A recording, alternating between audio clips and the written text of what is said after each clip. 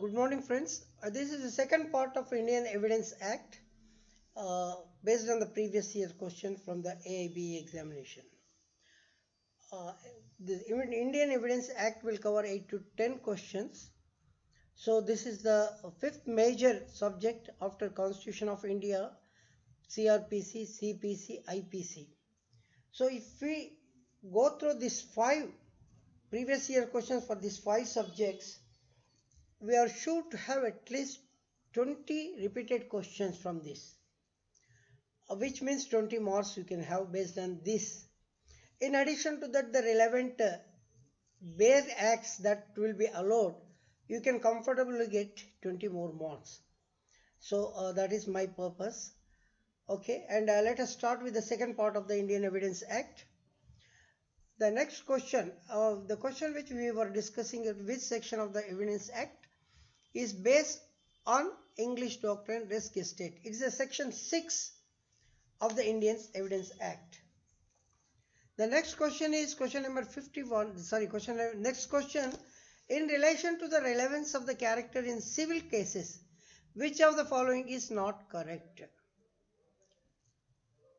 Dying declaration, it is relevant when it affects the award of damage, when character itself is an issue, when it appears from the fact otherwise relevant.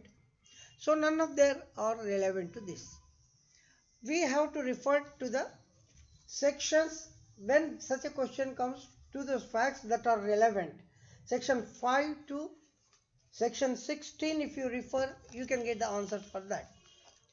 The next question, section 112 of the Indian Evidence Act provides that a child would be treated as a legitimate after 280 days if she or he bonds during the dissolution of the marriage, that is within 280 days. If a child is born within 280 days after the dissolution of the marriage, he or she is considered that legitimate. This is referred in the section 112. In a joint trial, the evidentiary value of the confession of a co-accused affecting himself and others has been discussed by the Supreme Court in the case of Kashmira Singh versus State of MP. Indian Evidence Act applies to the judicial proceedings in the court only. Fact in issue means it is a fact, existence or non-existence which is disputed by the parties. The question whether a statement was recorded in the course of an investigation is considered as a question of the fact. Necessary rule as admissibility of the evidence is applicable when the maker of a statement is dead or has become incapable of giving, is a person who can be found but his attendance cannot be procured without reasonable delay or expense, or is a person who cannot found. All of these are a necessity rule for the admission of the evidence. Secondary evidence of a document means copies of the document, oral account of the contents of the document. They are called the secondary evidences. A will is required to be produced by calling at least when it is registered, when it is unregistered, when it is admitted. All of these are considered as a will. Any person in section 106 of the Evidence Act refers to the party to the suit. A retracted confession cannot be solely made the basis of the conviction unless the same is corroborated by additional evidence. A confession to be admissible under the section 25 of the Act must be related to the another crime.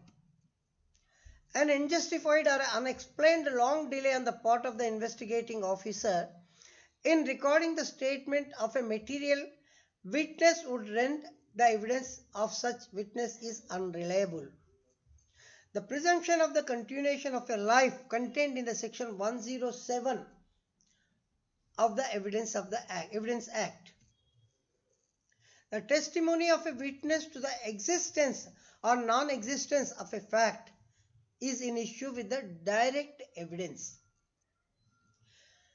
A case where A sees B running away from a room, afterwards sees C lying down in a pool of blood in the same room. A's evidence in as far as seeing B running away is direct, but as far as murder is concerned, it is a circumstantial evidence. A statement made by an accused person before the trial begins, which he admits to have committed the offence, but which he repudiates in the trial, is called the retracted confession. Retracted confession is a statement made by an accused person before the trial begins, by which he admits to have committed the offence, but which he repudiates at the time of a trial. Expert opinions under the section 45 is only the supportive and corroborative evidence in the nature. They are neither conclusive nor unconclusive. A leading question can be asked during the cross-examination.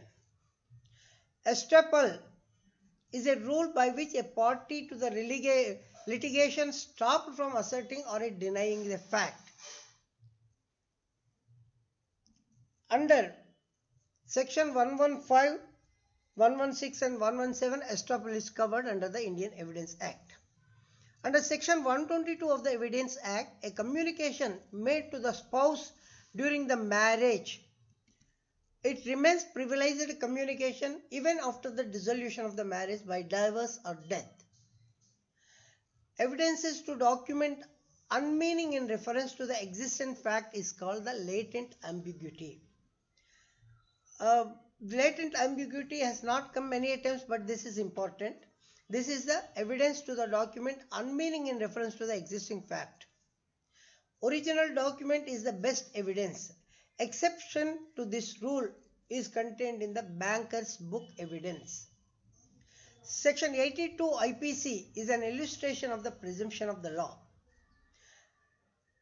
As discussed, section 4 of the Evidence Act talks about the presumptions: may presume, shall presume, and conclusive evidence. With respect to the IPC, it is section 82 talks about the presumption of the law. Meaning of nemo Mauritius praesumptare is a dying man may not speak falsehood. That is the reason the dying declaration is considered one of the important evidence. A case where Rabindra Kumar Pal versus Dara Singh at Dara Singh versus Republic of India. This is a famous case coming under the section 30 of the Evidence Act, which is also known as Graham Staines murder case.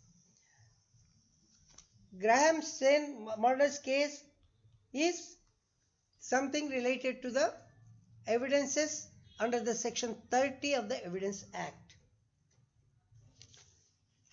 Section 30 of the Evidence Act is important because it has taken so many case laws also. The section speaks about the consideration of the proved confession affecting the person making it and others jointly under the trial of the same offence. A statement by a person who is dead in relevant factor under the section 32 of the Indian Evidence Act. A charge sheet filed under the section 173 of CRPC is example of a public document. Presumption of the law is a mandatory and irrefutable depending on may presume, shall presume conclusive proof. In a case, Selvi's case, Supreme Court of India examined the constitutionality of the test like a narco-analysis, polygraph and brain mapping. They are on the touchstone of the Article 20 of 3 of 20 and Article 21, where a person cannot be forced for this test. According to the Law Commission of India 69th report, Section 27 of Indian Evidence Act is based on the doctrine of confirmation. Doctrine of confirmation is under section 27 as per the 69th report of the Law Commission. Section 99 of the Indian Evidence Act says persons who are not parties to a document or their representative in interest may give evidence of any facts tending to show a contemporaneous agreement varying the terms of the document. This is based on the principle of pacta terris nec nocent nec prosunt. This is the Latin word pacta terris nec nocent nec prosunt, which covers under the section 99 of the Indian Evidence Act. Burden of proof that a person is alive who has not been heard for 7 years is on the one who affirms it. A person who considers the person is no more alive, he has to prove that person is absent for 7 years and he is considered the person is no more existing. The court's discretion to permit the leading questions is confined only to matters which are introductory facts, undisputed facts, and facts already sufficiently proved to the satisfaction of the court. All of these are the requirements where the court decision to permit the leading questions are confined. The question is whether A murdered B marks on the ground produced by a struggle at or near the place where the murder was committed are relevant under the Section 7 of the Indian Evidence Act. Section 7 of the Indian Evidence Act deals with the facts which are the occasion, cause or effect or the facts of the issue. Section 93 of the Indian Evidence Act treats the patent ambiguity as incurable. Which are the provisions under the Indian Evidence Act that deal with the relevancy of the opinions and experts? It is the section 45 and 46 expert opinions. Section 89 contents of the documents may be proved either by primary evidence or by a secondary evidence. An oral account of the contents of a document given by the person who has himself seen is considered as a secondary evidence. The DNA test cannot rebuke the conclusive presumption envisaged under Section 12 of the Indian Evidence Act. The parties can avoid the rigor of such conclusive presumption only by proving non-access, which is a negative proof. It was so held in case of a Sheikh Fakhruddin versus Sheikh Mohammed Hussain. The statements of a dead person are relevant under the section 32, 4 of the section 32, that is a dying declaration. Witnesses are the eyes and ears of the justice. This is stated by Bentham, who was a philosopher with a positive school of law. An accomplice is unworthy of the credit unless he is corroborated in a material, particularly is called the presumption of the fact. Patent ambiguity in interpreting the documents is incurable. Which of the following is irrelevant under the Evidence Act 1872? The facts which make other relevant fact as highly improbable are irrelevant. The test of the competency of a witness is capable of understanding the nature of the question and giving the rational answer, irrespective of the age and state. Which one is exemption to the rule of hearsay? The dying declaration is an exemption for the rule of hearsay.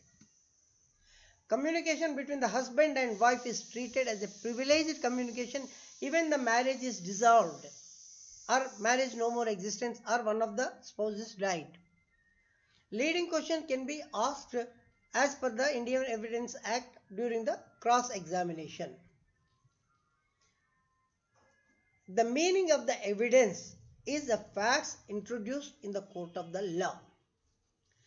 And fact in issue is a necessity. It is a necessary fact to arrive or determine the rights, liabilities or immunity. Relevant fact is the fact legally relevant to any fact or any issue. Friends, these are all based on the previous questions related to the Indian Evidence Act. Part 2. I am making this session as a brief so that it will be easy for to go through once or twice during the preparation process. I hope this will be useful. Please continue watching the channel for the more law related topics. Thank you very much.